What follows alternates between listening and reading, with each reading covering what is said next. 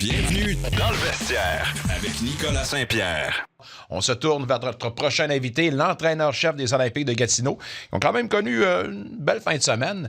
Malgré une défaite contre Blainville-Boisbriand, on sort de là avec un score de 500. L'entraîneur-chef Alexis Loiseau, coach, dans ces deux matchs-là, victoire de 3-2 contre Victo et défaite de 3-1 contre Blainville-Boisbriand. Est-ce qu'on aime quand même l'effort qu'on a déployé et de la façon qu'on s'est comporté à travers tes joueurs? Salut Nick. Oui, je te dirais que oui. Là, écoute, là, on a joué un match là, à Blainville qui était assez... on a compétitionné. Écoute, on a fait certaines erreurs. Certains que j'ai moins aimé notre gestion de la rondelle. Là. Ça a été probablement la plus grosse aspect dans ce match-là. Mais écoute, on a eu nos chances. Les chances ont été probablement à peu près 15-15 de chaque côté. Fait que j'aurais aimé qu'on ait un petit peu plus d'opportunistes.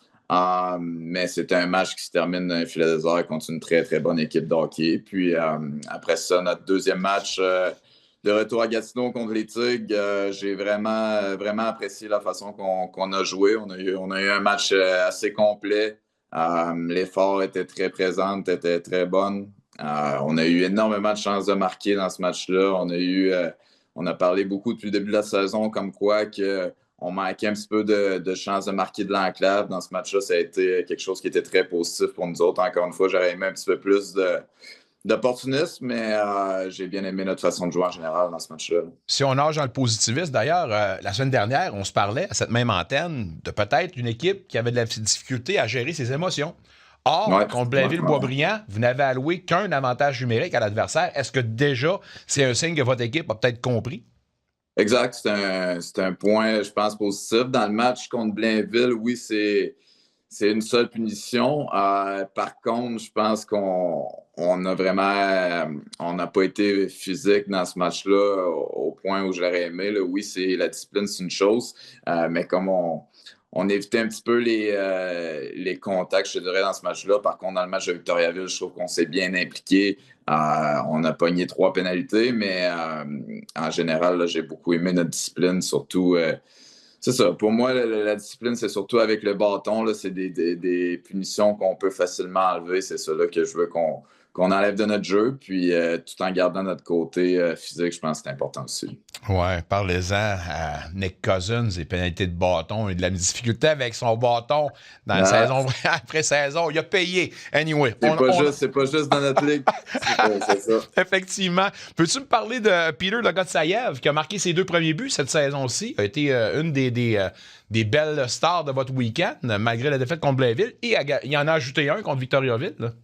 Oui, exact. Il a marqué 2 buts en avantage numérique en fin de semaine. Ses 2 premiers matchs avec nous, là, c'était une signature qu'on a faite dernièrement comme joueur affilié. Fait qu'il a joué ses 2 premiers matchs avec nous en fin de semaine. Il a très bien fait ça. Honnêtement, c'est un gars qui a un lancer qui est très, très dangereux. Je l'ai trouvé impliqué. Je l'ai trouvé fort en protection de la rondelle. Puis pour un gars, c'est ça, qui arrive dans une nouvelle équipe comme ça en fin de semaine. Puis c'est le système qui peut être un petit peu différent. J'ai trouvé qu'il s'est très bien adapté. Puis il a fait un très bon travail pour nous autres en fin de semaine. À 6 pieds 3, 200 livres, j'imagine que c'est un gars qu'on veut voir utiliser son gabarit. Est-ce que déjà on a démontré son aspect physique, là?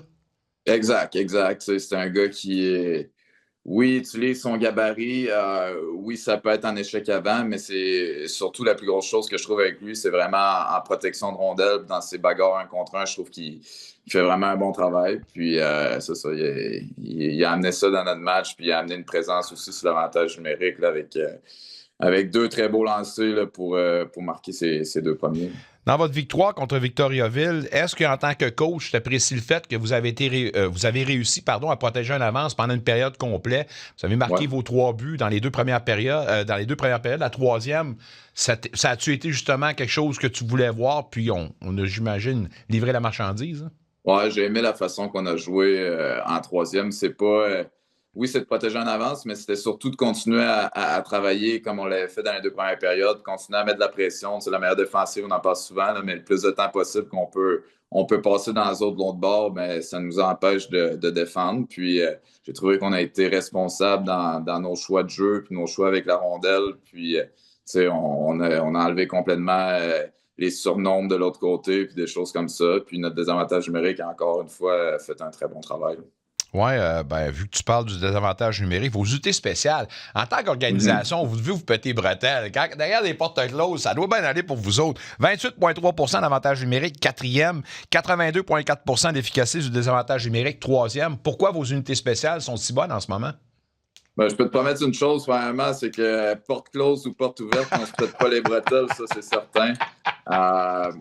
Mais tu sais, on a des gars, premièrement, c'est les joueurs en premier, là, c'est certain, mais on a Brent qui passe beaucoup de temps sur l'avantage numérique. On a Zach aussi, qui est lui qui s'occupe beaucoup du désavantage, qui a passé l'été à essayer de trouver des solutions parce que l'année passée, on avait moins aimé ce côté-là de notre game. Puis je sais que les gars passent énormément de temps là-dessus aussi. Puis les joueurs, tu sais, ça revient aussi avec les joueurs. C'est eux autres qui font le travail sur la glace. Puis le power play, on a moins aimé notre début de saison.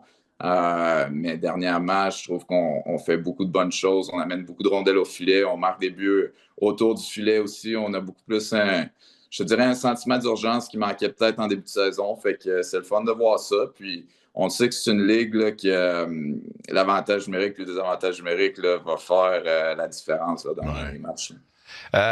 On peut se parler de Chaikov puis de Saint-Pierre, parce que je me demandais, dans ton système, dans ton processus décisionnel, le pourcentage d'utilité de ton gardien numéro 1 versus ton gardien numéro 2, c'est quoi on peut s'attendre? Où tu y vas vraiment là, à tâtons semaine en semaine?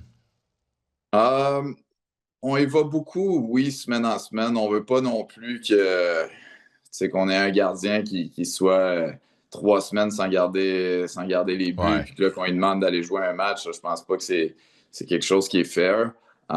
Mais il y a une chose est sûre, Chaikov joue du très bon hockey depuis le début de la saison. D'ailleurs, il vient d'être nommé le gardien du mois dans la GMQ. Fait que c'est certain qu'on veut aussi profiter du fait qu'il c'est une très belle séquence. Puis je sais que pour Nathan, c'est pas évident non plus d'avoir présentement un petit peu moins de départs. Puis les départs qu'il y a eu, on en a parlé un petit peu là, mais ça n'a pas été nos meilleures performances d'équipe non plus. Puis je sais qu'il a hâte de goûter à la victoire plus que n'importe qui, mais c'est quelque chose qui va venir. Puis c'est certain que dans les 2 prochaines semaines, on va avoir on a des 2-en-2, on a un 3-en-4 aussi. Fait qu'il va y avoir des occasions pour venir dans le filet. Puis c'est ça. On veut juste. Je pense que la première victoire va y faire beaucoup de bien aussi.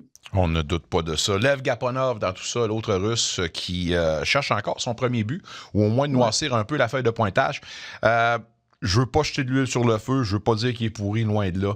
Mais est-ce qu'on peut penser que cette fiche-là nous démontre que, encore une fois, il y a une partie peut-être de stabilité, mais également de s'amadouer à son nouvel environnement qui n'est pas encore atteint? Là? Ben, je pense que, honnêtement, l'arrivée de Chaikov, je pense pas que c'est quelque chose qui est normal. Un joueur européen qui arrive et qui a un impact tout de suite dans son équipe alors qu'il quitte son pays pour la première fois, des choses comme ça. Puis, tu sais, dans le cas de Lev, oui, c'est certain que normalement, les Européens ont besoin d'un temps d'adaptation. Puis, c'est un gars qui arrive ici, qui parlait pratiquement pas anglais non plus. C'est contrairement à Chaikov, que lui qui parlait déjà bien anglais, c'est ça, je pense, c'est quelque chose qui vient jouer un rôle très important dans l'adaptation. Puis, je trouve que dernièrement, il y a beaucoup plus de flash positifs dans le cas de Lev. Je pense que les points vont finir par venir aussi. Là. C'est un gars qui a tout le temps produit dans les ligues où il était. Fait que c'est certain que présentement, il se remet un petit peu en question, puis il peut avoir de la frustration qui vient en ligne de compte avec ça aussi, mais je trouve qu'il progresse quand même bien dernièrement. Et c'est là qu'on doit mais on peut voir la dureté du mental, pardonne-moi l'expression populaire, d'un certain joueur. Tu arrives dans un endroit que tu connais pas, tu n'as aucune culture de l'endroit, tu dois t'acclimater. Je comprends qu'il y a Chaikov ou tout ça, mais lui, à un moment donné, il doit chercher aussi là, à qui je m'adresse puis à qui je peux parler de ces problèmes-là. Ça ne doit pas être facile non plus, là. Non, c'est pas quelque chose qui est facile. Je peux même pas te dire à quel point, parce que je veux dire, c'est pas quelque chose que j'ai vécu. Tu sais, j'ai rentré, moi, dans la Ligue à 17 ans, mais je veux dire, j'avais pas la barrière de la langue, j'avais pas les. Puis, tu sais, ça a quand même été une adaptation qui a été difficile pour moi. Fait que c'est certain que c'est pas quelque chose d'évident. Puis, on essaie de l'aider le mieux qu'on peut, mais c'est une période qui est certainement dure pour lui. Semaine d'activité pour vous autres qui ressemble à un voyage assez long, merci. Vous allez au centre Georges Vézina pour affronter les Saguenayens, mais tout d'abord, vous allez voir les Dracars de Bécomo au mythique centre Henry Leonard, pardon. C'est un endroit que t'aimes, ça? C'est un endroit, c'est un voyage que t'apprécies, autant en tant que joueur qu'en tant que coach? C'est un voyage que j'ai fait souvent, en tout cas dans le temps que je jouais. Là. Ouais, c'est ça. Division, fait que, là, c'est souvent, fait que ça, on joue, on commence à Chicoute. Bien évidemment, une place là, qui est jamais facile à jouer avec la grande glace. Puis, les Saguenayens sont toujours très, très bons à la maison. Il y a une bonne équipe de hockey aussi cette année. Fait que ça va être un beau défi pour nous autres. Puis, le centre Henry Leonard, ben, c'est jamais une place là, qui est facile à jouer non plus, là, peu importe les circonstances. Le Drakkar, on le sait, ils se sont placés dernièrement. Ils jouent bien meilleur hockey. Une équipe qui va toujours travailler, puis c'est jamais facile là, d'aller jouer dans leur domicile. Là. Fait que ça va être un beau test pour nous autres en fin de semaine. On vous souhaite certainement un bon voyage là-bas, mais pour revenir avec 2 victoires, pourquoi pas. Vous faites de l'excellent travail, continuez votre bon travail, puis on se reparle très très bientôt, coach. Un retour sportif 100% local dans le vestiaire avec Nicolas Saint-Pierre.